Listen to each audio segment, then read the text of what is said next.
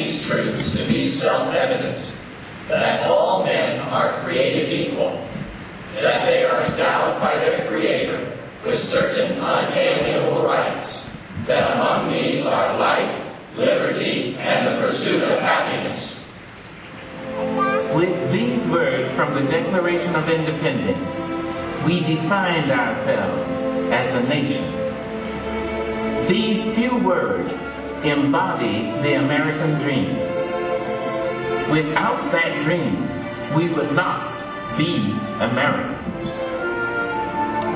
In 1787, after a bitter and bloody war against British rule, the 13 American states, which had united to win independence, sent representatives to a constitutional convention, charged with creating a document that would implement the principles of democracy for which they had fought so long and risked so much. Gentlemen, many issues have been resolved here and some have been set aside. Yet can we not agree that these constitutional liberties must extend to those Americans purchased and raised as slaves? I assure you, Mr. Chairman, if this convention fails to insert some security to the southern states against an emancipation of slaves, we can never receive the flag. My good countrymen, the warmest friends this Constitution has do not contend that it is free from imperfections. But there is a constitutional door open for change. I think the people can decide on the alterations and amendments which time may prove necessary. General Washington, sir. Mr. Franklin. Fellow delegates, I cannot help expressing a wish that every member of this convention who may still have objections to it would, with me, doubt a little of his own infallibility and put his name to this instrument. And so it was that we, the people, in an age ruled by monarchs and tyrants, established a government bound by the wishes and desires of the governed. That first generation of citizens soon chose George Washington as America's first president. We were going to be a land of opportunity in which the spirit of freedom would grow and expand with the American frontier. Yet, planted in our path every step of the way were the seeds of unresolved conflict.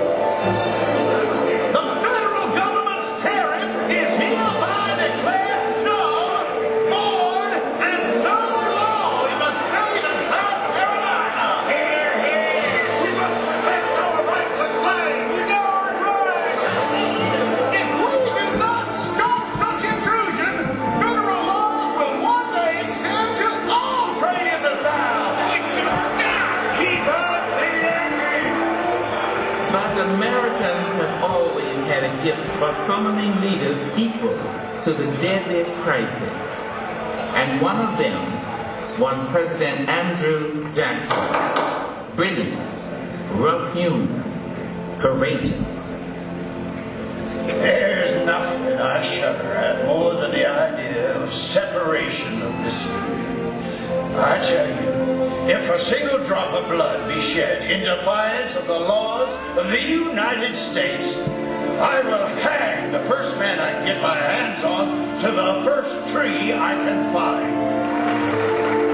In the end, though, the conflict would not be averted by words, by threats, by compromise, or by law, though many good men and women struggled to settle it in those ways.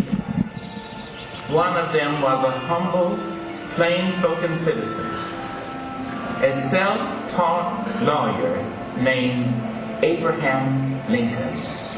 I tell you, that this doctrine of Lincoln's, declaring that all men are made equal by the Declaration of Independence and by divine providence, is a monstrous heresy. He's a know-nothing. You tell him. My fellow citizens, I believe this government cannot endure permanently half slave and half free. A house divided against itself cannot stand. That's what you think, young drink of water? Yes, my friend, that's what I think. If you have listened to suggestions to believe that all men are not created equal, let me entreat you to come back. If the Declaration of Independence is not the truth, let us get the statute book in which we find it and tear it out. Who is so bold to do it? No one. I won't. Not I. If it is not true, let us tear it out. Never. Let us stick to it then. Let us stand firmly by it. Abraham Lincoln lost that election in 1858, but in losing, he won. For the people did not forget this impassioned man from the prairie who could not bring himself to violate the essential justice of the American dream. 2 years later, they sent him to the White House. By then, the time for reasonable words had passed. I know there is a God, and that he hates injustice and slavery. I see the storm coming. I know his hand is in it. We Americans had given Lincoln the hardest task any American president would ever face. When our nation was formed, we had slaves among us. Yet that does not destroy the principle that is the charter of our liberties.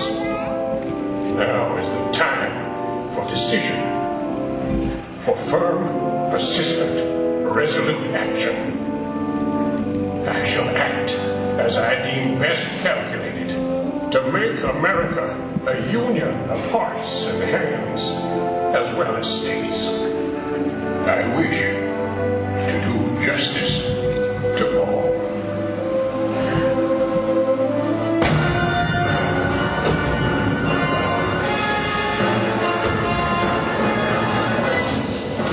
So the blood of Americans was shed in a great civil war. And when it was over, the nation had been preserved, and the institution of slavery was gone forever.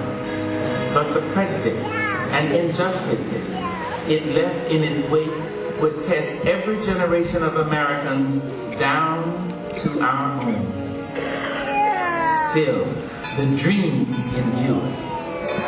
As the frontiers of America pushed on to the Pacific Ocean and beyond, as waves of immigrants swelled our population, new voices would rise to insist again and again that we, the people, must mean all the people.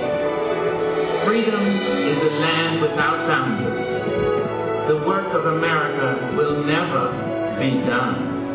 Each new generation will be asked to discover the part it must play. And each new generation will leave unfinished tasks for the generations that follow.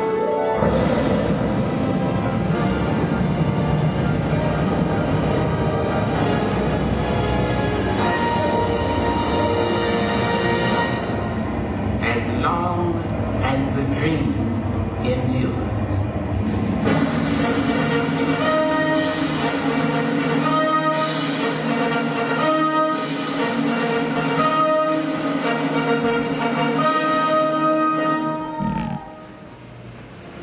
In this Hall of Presidents, we look upon a mirror of ourselves.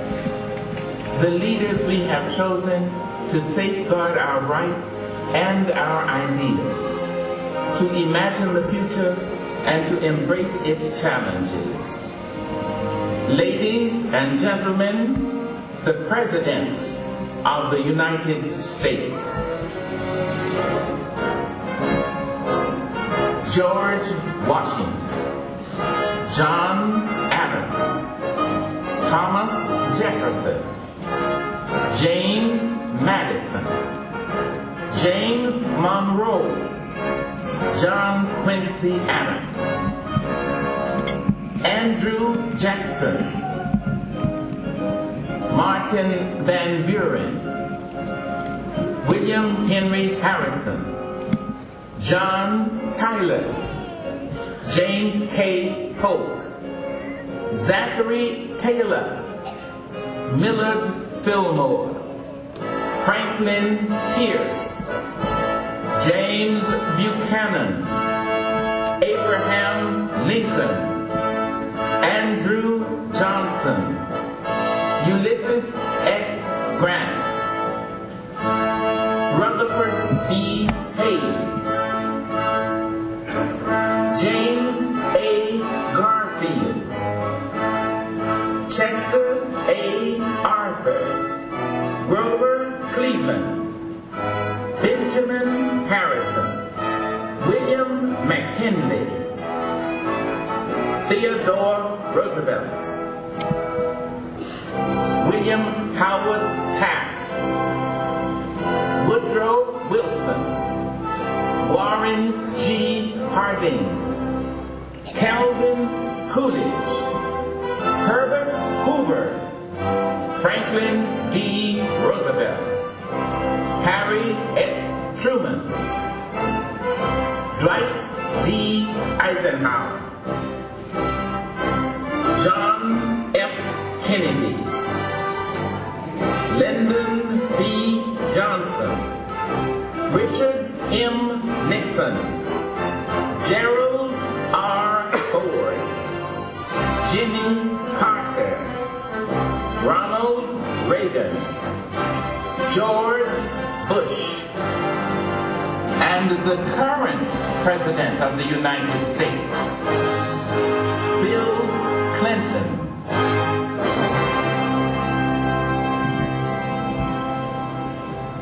My fellow citizens, we are the heirs of the great American Revolution.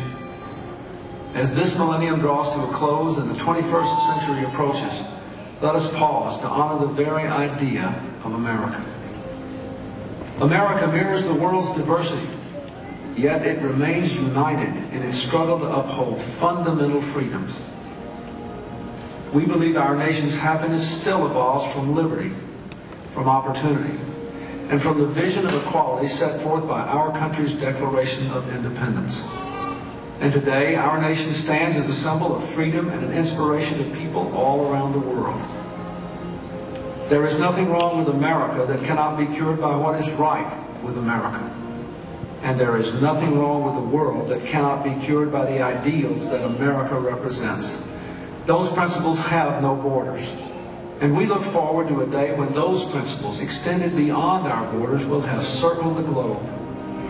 The quest for democracy must continue until all the people of the world enjoy the freedom we must always fight to preserve. The spirit of America is as bright and hopeful today as it was in July of 1776. And we are ready to carry our great national experiment forward into the next millennium. If the experience of these extraordinary men adds up to any one thing, it is this. To be true to the American dream, one must have the wisdom to remember and the courage to change. In honoring these men, protectors of our heritage, servants of our dream, guides to the future we face together, we honor the enduring meaning of America. We the people, hear in their voices the voice of our own hearts. President Abraham Lincoln. My fellow countrymen, I have often inquired of myself what great principle or idea it was that kept this Confederacy so long together. It was that all should have an equal chance, that all are created equal. This is the sentiment embodied in the Declaration of Independence. Most governments have been based on the denial of rights. Ours began by affirming our rights. Let us turn this government into the channel in which the framers of the Constitution originally placed it. If we cannot give freedom to every creature, let us do nothing that will impose upon another creature. True democracy makes no inquiry about the color of the skin or place of birth or any other circumstance or condition. We propose to give all a chance. We expect the weak to grow stronger, the ignorant wiser, and all better and happier together. Let it be as nearly reached as we can. For the struggle of today is not altogether for today. It is for the vast future also. So may our children and our children's children, for 1,000 generations, rejoice under those glorious institutions bequeathed us by Washington, and continue to enjoy the benefits conferred upon us by a united country.